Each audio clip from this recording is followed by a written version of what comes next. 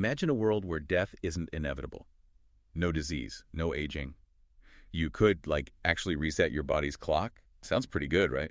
Almost utopian. Almost, but think about it. If nobody dies naturally, how do you manage, well, everything? Population, resources. Right. And what happens when the only way to die is if someone else decides it's your time? Who gets that job? Who becomes the person holding that ultimate, frankly terrifying power? That's exactly the chilling reality this book throws us into. Yeah, we're exploring this really fascinating story that imagines that future. Humanity's cramped immortality, biologically speaking, but they deliberately kept death in the picture. And it's managed by this specific group, the Scythes. So our aim here is to really unpack this world, the rules of this Scythedom, which are often pretty contradictory, and the human stories playing out inside it. Because on the surface, it looks perfect, but underneath, well, it's complicated. It's deeply flawed, yeah. And digging into complex ideas like these, sort of pulling apart the narratives to make you think, that's really what we love doing. It's also something helped by tools like Mindful Moments. Ah, right. The AI book analysis tool. Exactly. It's available on our YouTube channel. It's really designed to help you reflect on the themes and ideas you come across in stories, just like this one. So let's paint the picture of this future world first. No natural death, like you said. People can turn the corner, basically reset their biology to a younger age. They can live, well, pretty much forever if nothing else intervenes. And watching over all of this, mostly, is the Thunderhead. It's this super advanced AI. Came about from the cloud back in, 2042? It runs almost everything. Infrastructure, transport, daily needs. Yeah, and what's really striking about the Thunderhead, the way the book describes it, is its nature, I guess. It knows everything, has records of everything. But unlike, old government databases, it doesn't misuse information. It's described as having a purer soul than any human. That's quite a statement. It really is, which leads to the big question. If it's so perfect, so pure, why isn't it handling death? Why create this separate group? That's the fundamental decision they made. Taking a life, they decided, had to stay a human thing. It needed conscience and consciousness. Things they couldn't be absolutely sure an AI, even the Thunderhead, actually possess. Exactly, no matter how smart or how benevolent it seemed. So the Scythedom was created. It's the one area specifically outside the Thunderhead's control. Okay, so let's see how that plays out. The first time someone meets a Scythe. Boy, that must be intense. They wear these robes, right? Instantly recognizable. Oh, yeah. And they inspire this mix of, deep fear, but also awe, because they hold that final power. We really see it through Citra's eyes when Scythe Faraday shows up at her family's dinner. You could feel the tension, can't you? The air gets thick, Citra's trying not to hyperventilate, her mom closes the door. That tiny action says everything. He's not just dropping by. No, he's not. And Faraday himself is interesting. He's nearly 180 years old, but he chooses to look maybe 40. He thinks it makes it easier for the people he gleans. Glean. That's the term they use, not kill. Right, glean. And he asks about their lives, Her father's a historical researcher, her mother's a food synthesis engineer, but still cooks from scratch. Little human details. Makes it almost more chilling before he reveals why he's there. Which isn't for them, initially. He quietly gleans their neighbor, then he comes back, gives Citra the knife he used clean, of course, and just watches her reaction. And she just throws it away, right? Instinctively rejects it. Tells you a lot about her from the start. Definitely. Rowan's first encounter is different, though. He actually steps in to defend someone, Cole, this quarterback, who a Scythe is about to glean. How does that go down? You'd think interfering with a Scythe would be bad. Surprisingly, Scythe Faraday is quite civil about it. He invites Rowan to stay for dinner with Cole's family, but he gives him this really stark warning. He says Rowan will get no kindness for his compassion. And he finds that out pretty quick, doesn't he? People avoid him just for having dinner with a Scythe. Yeah, the stigma is intense. But it seems like these encounters, maybe they were tests. Because Faraday does something really unusual next. He takes on 2 apprentices, Citra and Rowan, not just one.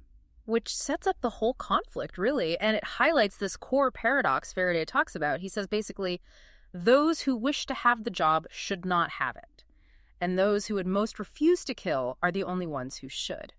Wow. So he deliberately picks 2 people who seem repulsed by the idea and forces them to compete for a job that requires killing. Exactly. And his training reflects that. It's not just, here's how to use a knife or poison. It's history, philosophy, science, understanding humanity, understanding life itself. Before you're tasked with ending it, Killcraft is part of it, sure, but it's built on this much broader, deeper foundation. Which is just a massive contrast to Scythe Godard. Oh, yeah. Godard and his crew. They're completely different, aren't they? Opulent estate, parties, gleaning spectacle. Totally. His whole philosophy isn't about reluctant necessity. It's about enjoying the power, the performance of it all. Right. And his training sounds brutal. Pure killcraft. Making the body a weapon. He thinks poisons are an embarrassment. Gleaning should be physical, memorable. Gleaning is performed, not administered. That's his line. It's about the experience for him and, disturbingly, maybe even for the gleaned. You really see this clash in the journal entries the book includes. Scythe Curie's entries are all about responsibility, these meticulous cultural audits she does.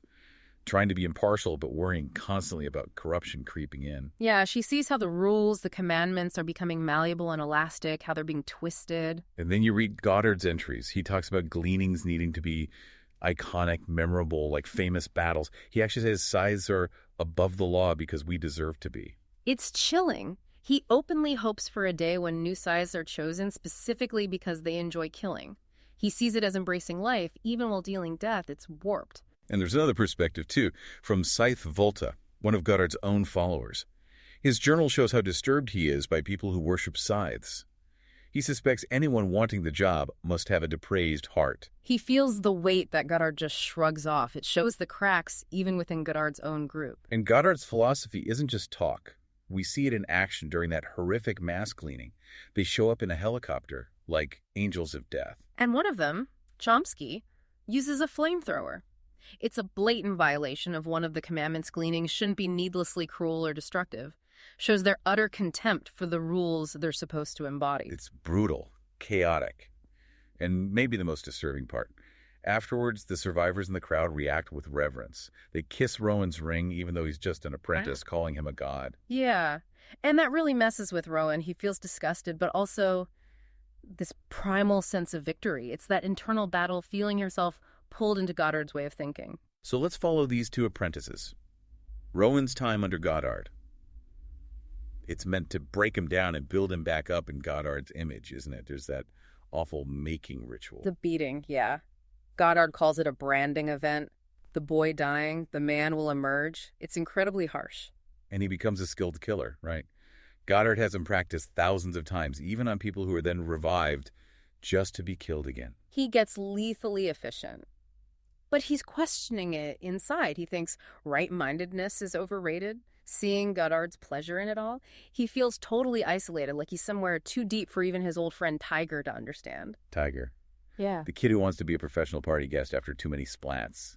Those non-fatal injuries they can just fix up. That's him. Shows how detached from consequence that world can be for some. Meanwhile, Citra's path is different.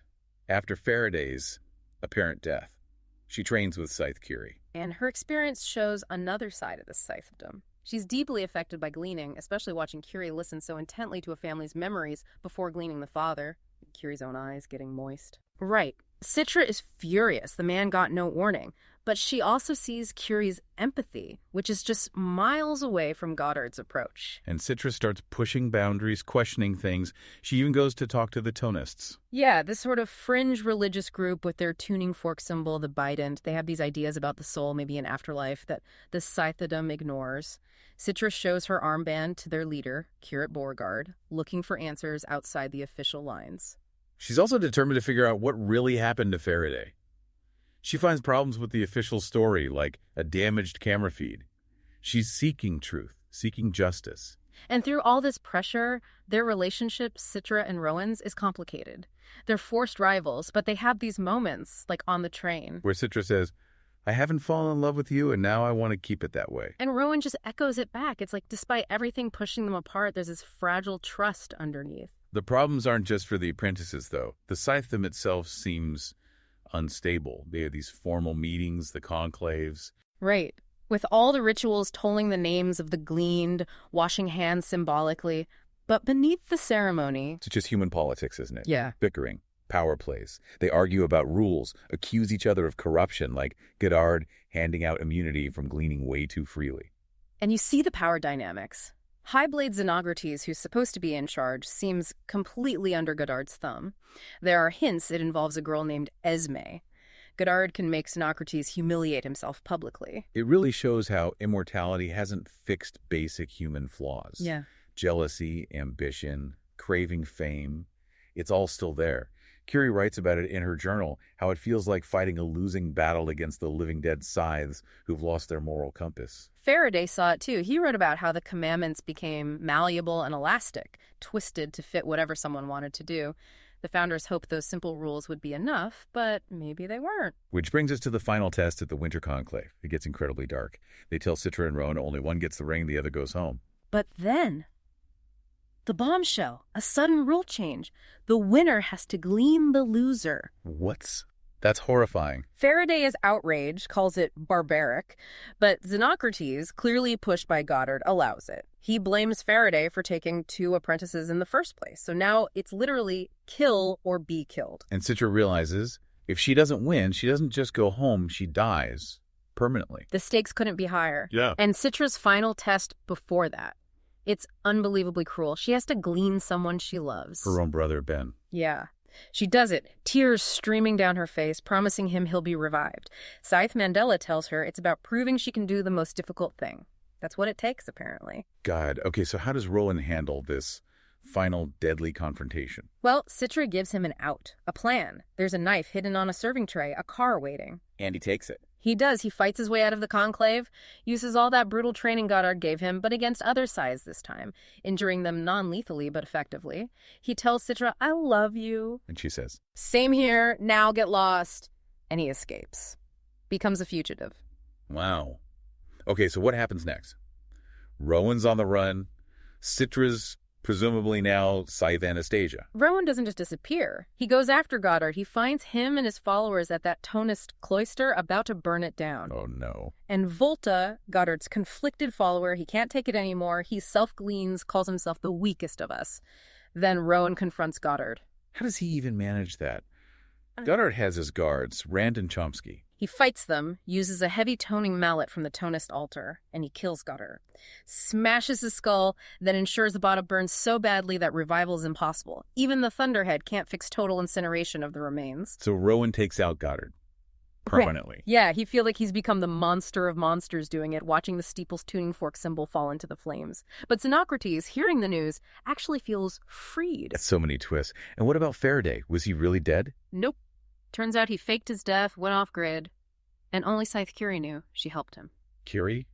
But why? He reveals to Citra later that Curie was his apprentice way back, and that cryptic journal entry he wrote about an apprentice wanting to kill him, that was about her. Whoa. Their history's complicated. Deeply. He says he died 7 deaths for her and she for me. There's a lot unspoken there. And Citra. She has this weird experience when she's technically dead after the Conclave incident, before revival. Yeah, she's in this deadish state, conscious but waiting. And she communicates with the Thunderhead. The AI actually gives her the name of the person who attacked Faraday. Wait, the Thunderhead intervened. I thought it couldn't interfere with Scythe matters. Technically, it can't act within the Scythedom, but it observes. Its Nimbus agents step in right after Citra is revived, showing the AI sees just about everything, even if its hands are tied. Huh. And Curie has that strange recurring dream too, right? About gleaning someone with a pitchfork. Yes, and the wounds keep healing, and the sound of the Thonist bite and those ghastly moans drowns everything out. It feels like a premonition, maybe linked to the Thonists' beliefs about something beyond what the Scythes control. And one last piece. Citra has that run-in with a foreign scythe, and then she does something pretty harsh herself. Right. After Scythe Pozuelo grants immunity to a porter, Citra deliberately breaks the man's knee for a past offense. The blood stains the sand like red mortar.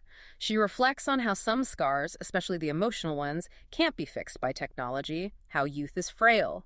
It shows how the job is already changing her. Man, this book really forces you to think about what life even means when it's endless. If struggle and knowing you have limited time is what gives life value, what happens when you take that away? Exactly. Faraday noted that back when people were mortal, they strived because time was precious. Now, stagnation is like an epidemic. And the whole question of power. Can anyone wield that kind of absolute authority, life and death, and stay? Good. Stay conscientious. Curie certainly worries about it. She sees the potential for rot, even in an institution designed to prevent it. It seems almost inevitable. And that contrast between the Thunderhead, this perfect, benevolent AI, Yeah. and the Scythedom, this very flawed, very human institution dealing with death, it's striking. Does humanity need something incorruptible like the Thunderhead to manage the big picture? Or is there something important about keeping even death a human responsibility despite all our flaws? It's a lot to chew on. Exploring these ethical questions, these character arcs, it's incredibly thought-provoking. Definitely. It's a kind of deep thinking that things like mindful moments and the discussions we have here on our podcasts aim to inspire. Which kind of leads us to a final thought to leave you with, something that stands out from the book. If we ever did achieve immortality, would creating something like the Scythedom, making death a conscious human act, be a necessary anchor to keep us human? Or would it just inevitably spiral into the kind of corruption and abuse of power we see starting to happen in the story? Is it a safeguard or a guaranteed failure point? A really interesting question to ponder. Definitely resonates beyond the story itself. So if this conversation got you thinking, make sure you subscribe so you don't miss our next exploration. Please share this with anyone else who loves digging into complex ideas like this. And you can find the book itself using the link in our show notes if you want to experience the story firsthand. Absolutely. And, as always, keep questioning, keep thinking critically about the world and the stories we tell about it.